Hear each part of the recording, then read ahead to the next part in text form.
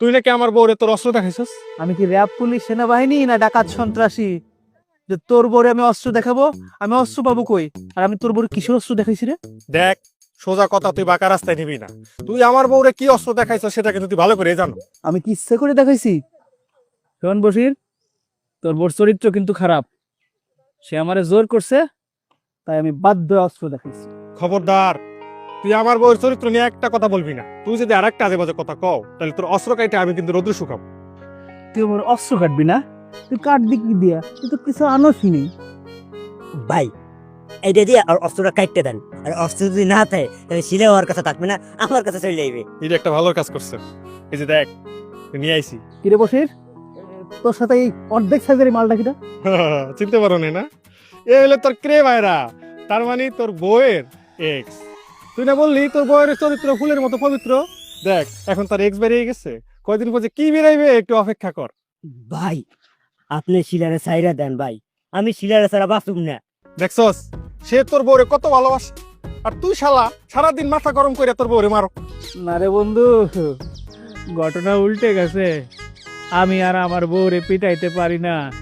এখন আমার বউ সকাল সন্ধ্যা ধরে ধরে কইসে কইসে আমারে পিটাই রে বন্ধু। তোর এই মিথ্যা গল্পে আমার মন গলবে না বন্ধু। তোর জন্য আজকে আমার বউরে তোর বউ মাছ মারতে গেছে। আজকে তোরটা আমি কাটবোই, কেউ ঠেকাইতে পারবো না। বশির, তুই কিন্তু কাছে আসার চেষ্টা করবে না, তাহলে কিন্তু আমি দৌড় দিব।